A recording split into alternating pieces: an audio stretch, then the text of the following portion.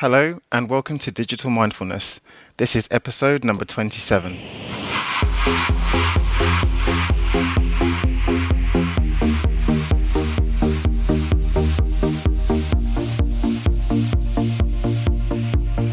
This episode of Digital Mindfulness is sponsored by Semantica Research, a leading digital advisory company helping communications, social media and marketing professionals make better, more informed decisions from digital data.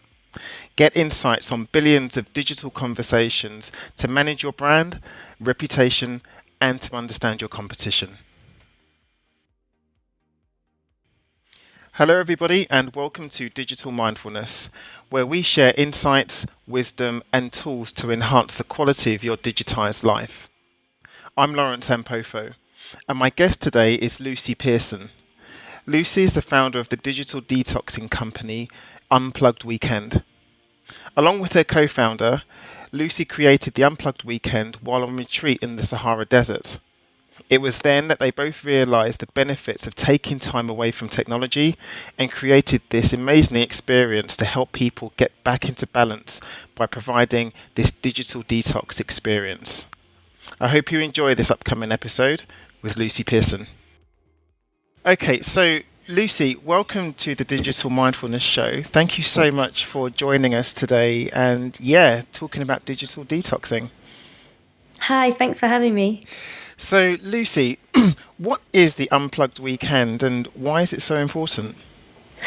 Unplugged Weekend was set up about 2 years ago now by me and Vicky when we met on a different wellness retreat in the Sahara Desert. And it started off as retreat weekends in the UK. And it's basically a digital detox is where we take all your devices off you at the door on the Friday. And then over the weekend, you don't have any devices, no laptops, phones, tablets. And we put on a program of activities that help you to encourage interaction with other people, lots of creativity, lots of connection with the people around you, but also the surroundings, as we always hold it in a really beautiful place. And we help people to reconnect back with themselves.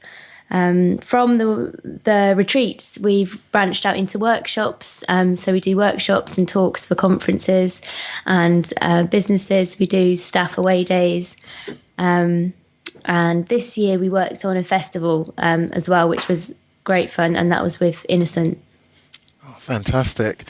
So what inspired you to kind of come to this whole new area? Because like you say, people are becoming increasingly aware of the need to unplug from their digital devices. But what drew you in? Well, as I said, I met Vicky in the middle of the desert in 2014, and the main thing that we took away from that experience, because it was quite an eye-opening experience being in the middle of nowhere for a week. One of the main things we realised is that we didn't have a mobile phone, and that was a big change for us because we weren't constantly looking at social media or having to reply to emails because we both had quite busy jobs. We didn't have to text anyone or respond to anybody, and we found that break from technology really gave us a chance to find out a lot more about ourselves. And you're saying that when you do the work at the Unplugged Weekend, I'm just really interested, what goes on in an Unplugged Weekend?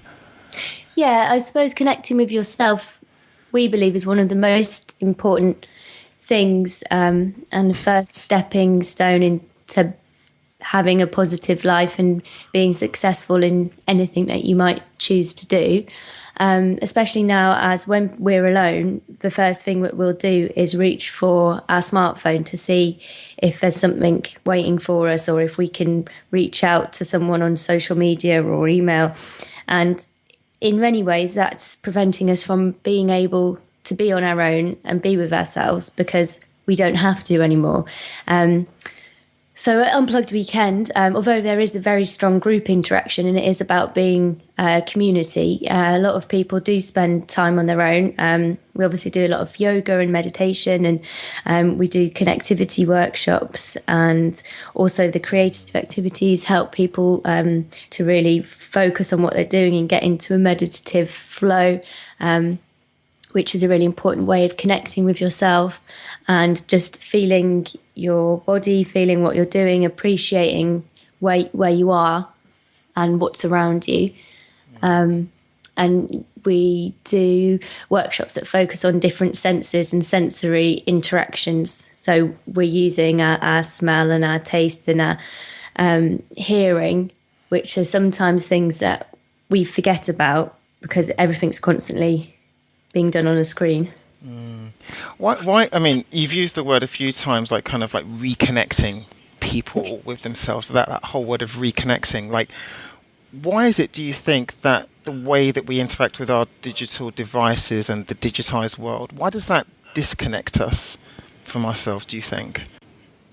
Well, there's a few things. Talking about the self, I don't think a lot of the time digital devices don't really encourage much self love, especially on social media when you're constantly comparing yourself to other people or seeing what other people are doing. It can, whether you mean to or not, you can be quite judgmental and you can be worried that people are judging you. And I always tell the story.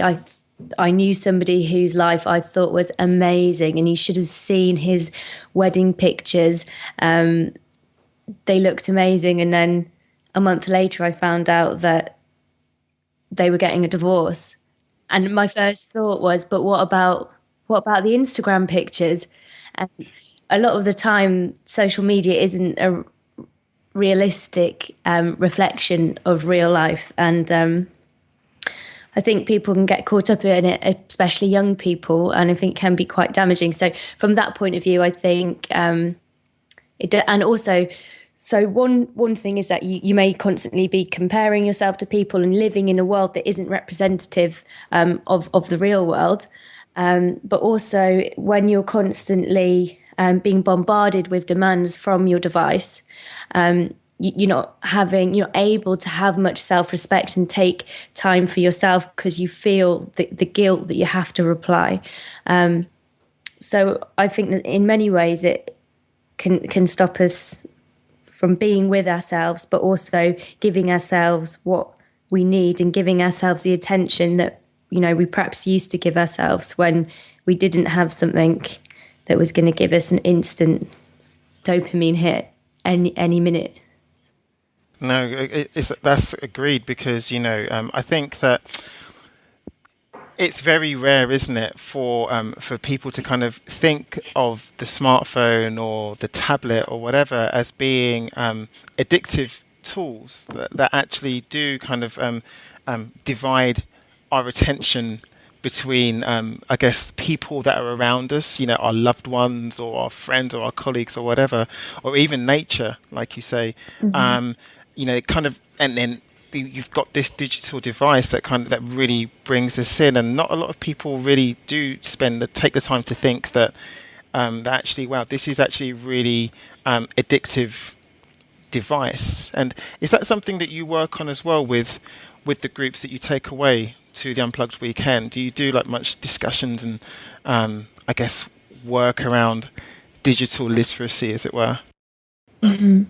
Yeah, well, naturally, discussions around people's digital use obviously come up because mainly people are just so shocked at what an amazing time they're having. And after the first few hours, people don't tend to miss their devices. We do some workshops around how much time people spend with a screen versus how much time they spend without a screen. And people are usually quite shocked when they realise it's up to 10, 12 hours a day that they're doing things in a screen, and they've only managed to tally up 2 hours of activities that they've done without a screen, and that might have been going for a run and having a shower. So yeah, naturally those kind of conversations come up, but more and more I think we don't tell people what to do. We give people tips and advice, but people come up with things themselves. We had one group that they all decided they weren't going to delete Facebook, but they were going to delete the Facebook app from their phone so that they had to choose when they went onto it, and they didn't get lost in it, and they could still look out the window when they were on the bus rather than just going on Facebook and things like that. So yeah, people understand what they're doing. Sometimes I think they need to be taken out of it and to do something like because we're not anti-technology. We don't think people should live without technology, but just having that short break from it can help you to be more mindful of how you manage it. So I'm really interested, Lucy. Like, how did you even know? Do you think before this first retreat that you went on, did you know that you actually needed? Did you know that you needed to unplug yourself, or was it just the realization of being in the middle of the nowhere without any connectivity that actually, well, this is what I really needed? No, I didn't know I needed to unplug at all. I just knew that I needed time for myself, but I didn't know why. And the technology thing was a realization when I got there, I think, and when I got back, because I remember feeling very nervous at the end of the week. I didn't want to switch my phone on because I didn't want to know what was waiting for me on it. But I was terrible before then. I remember looking back, I would be on my phone with friends. I remember going on a first date and checking my work emails. And I would just never do that now. But I just noticed it was just automatic. It's and I guess because you use the word being mindful of your technology use, and like you say, you only kind of grab yourself and you only become attentive of your behavior with technology. I guess when you're doing it, no, like it's like, oh my god, I'm looking at my phone and I should be present with this person, or in nature. But the reason I asked about your experience about this is, do you think the other people that you work with at the Unplugged Weekend, do they kind of have the same thing? Do they only realize that they need to be unplugged kind of quite late in the day, if you like? Yeah, sometimes there are some people that are really engaged and they've started getting unplugged and they want to explore it in more depth and they come to us.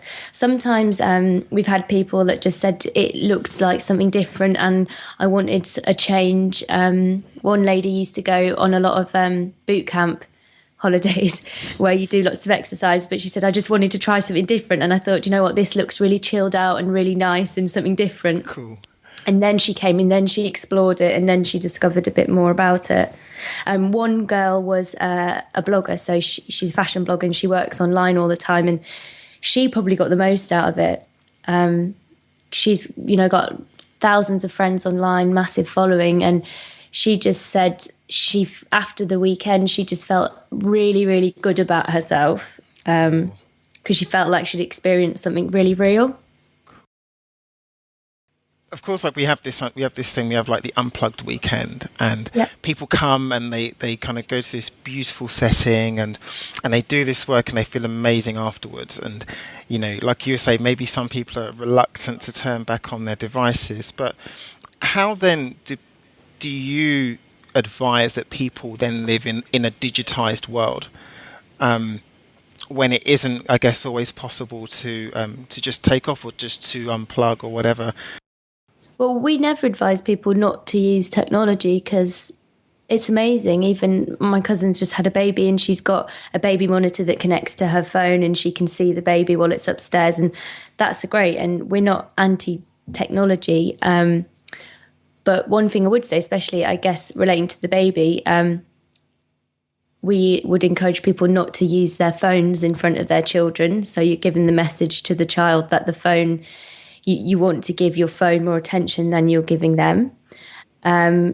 We would say to people to just, a lot of it is about mindfulness and being in the moment. If you're out with your friends, why are you messaging other people? Why are you trying to connect with other people through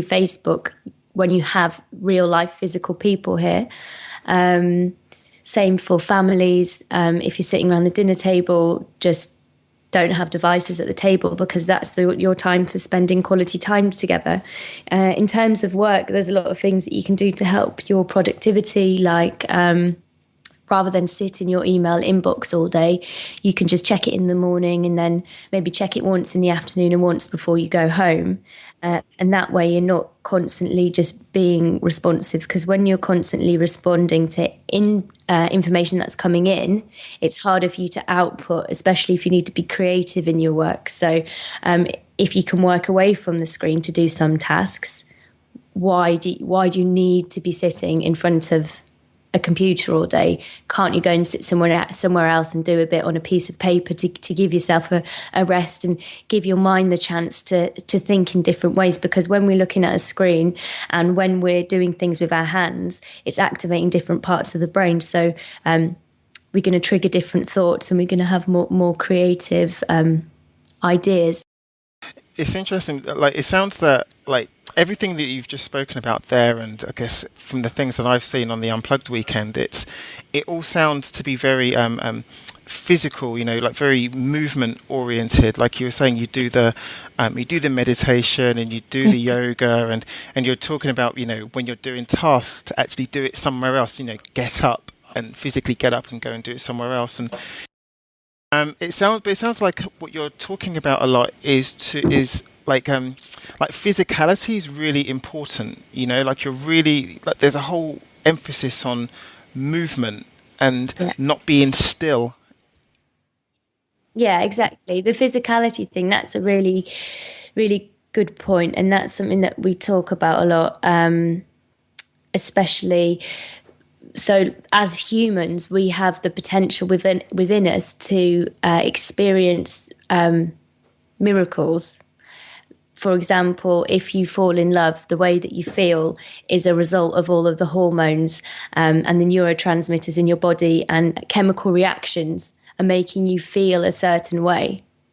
And all of it, like biologically, we have the privilege to be able to feel things physically with other people, but also on our own. We're lucky enough to be able to have taste buds that let us taste, and we can smell things and we can see things and we can touch things and we can feel things. And, you know, we're very complex beings. So to cram all that down into a flat screen, it seems like it's a shame, because we're missing out on all of those things. So if you've got a baby, why would you stare at your iPad when you could be connecting with your baby? And a lot of couples now, a study that I read about said that a lot of couples, when they're taking their devices to bed, they're having less sex and they're not connecting with each other as much. They're not staring into each other's eyes because they're constantly staring at the screens. And then we're missing out on we're human beings and we need these human connections, and we need to release all of the chemicals within our body. And we have pheromones that attract us to other people. That there are so many different things that our bodies do subconsciously that we don't realize, that if we replace all of these actions with screens, we're not going to get to experience them. And it also sounds as well that you're talking that what people really need is not so much training to be in digital, but like almost like there's like a unlearning of behavior. You know, like I know that you do one of the things that you do right at the beginning of the weekend is it device confiscation Yeah, ceremony? Is that right? yeah.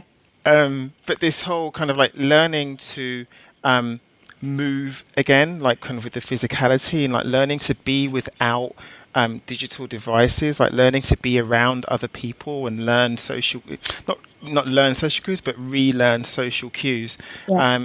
It sounds like there's a lot of kind of unlearning and relearning that goes on. Yeah, that's interesting what you say. One of the funniest things, we did a workshop a few months ago, and we took people's devices off them at the door, but the workshop didn't start immediately because we were having time for other people to arrive. So people just in a room by themselves. And normally what everyone would do is just sit there and look at their phone because it's a little bit awkward and they don't know what to say to the other people because they don't know them. But it forces people to interact with each other. And it was quite funny because like one person in particular was just like really couldn't handle it. He kept like walking around and then he'd be getting a drink and then he'd be doing this and that and just anything to distract him from having to connect with people. And I suppose that can take I guess if you're talking about workplaces, even families and friends, if you're communicating always digitally, then you're maybe not as confident as communicating face to face, and you miss things, like facial expressions and people's moods and things. Do you see this being then a bigger issue as people grow up digitally? They grow up with phones. They grow up being more used to texting than they are to speaking. Do you see that, or not? Do you think actually that that tech and that basically the technology is just going to be basically a balance, that we are going to be able to understand social cues and physical cues, etc., but the technology just supports us. It supports us being human. I think it's a problem. I do think it's a barrier to emotional intelligence and how we socially interact. Especially, I met a child the other day, and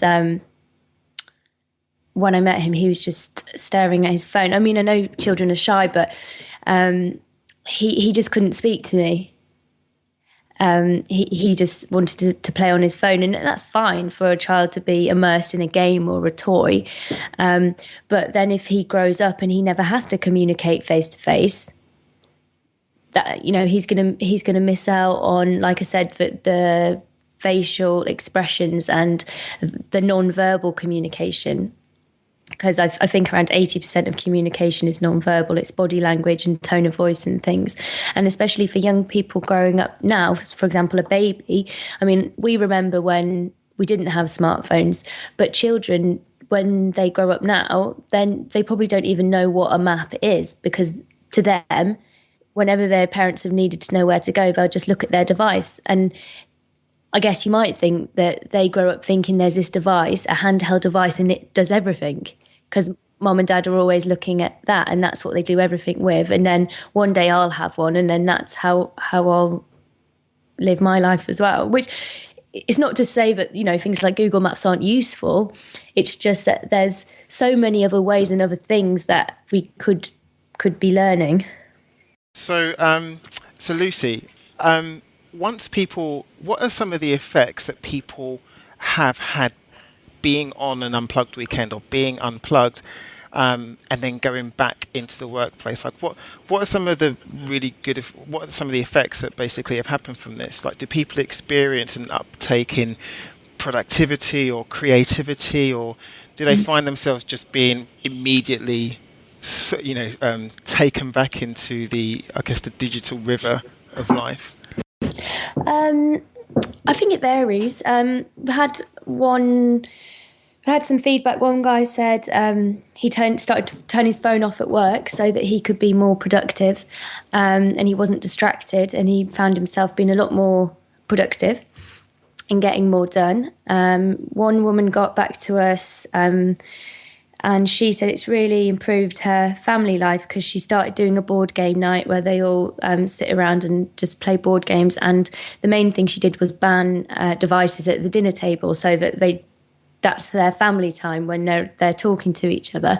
And she was very happy with the changes that she'd made, and she felt like it was very positive impact on her family. Some people have got back to us and said they just didn't realise how long they were sitting in front of a computer, and that they've realised that that's not for them. And it was only just by realising that they realised they perhaps weren't in the job that they wanted to be in, which I can relate to as well. I remember having an office job, and I just physically felt chained to the computer screen. And I didn't know at that time that it was because I suppose it all ties into work culture as well, but I do feel a lot freer now that I've learned how to balance my use of technology. So, Lucy, where can people find out more about you and your work? The best place to find out information about Unplugged Weekend will be the website. You can sign up to the mailing list from the website, and whenever we have retreats and workshops, we will let our community know first. So you can sign up there. And we've also got a Facebook page and a Twitter. So you can join in and meet other people that way as well. Fantastic. And I'll absolutely make links to all of those in the show notes. Oh, But thanks. no problem. But Lucy Pearson, thank you so much for spending time with us this afternoon. I really appreciate you coming on. No problem. Thanks, Lawrence. Thanks for having us. I hope you enjoyed that episode with Lucy Pearson. Understanding the impact digital detoxing can have on our personal and professional lives was especially enlightening. Thank you all so much for joining us. We're really grateful for you downloading this and are looking forward to being with you again next week.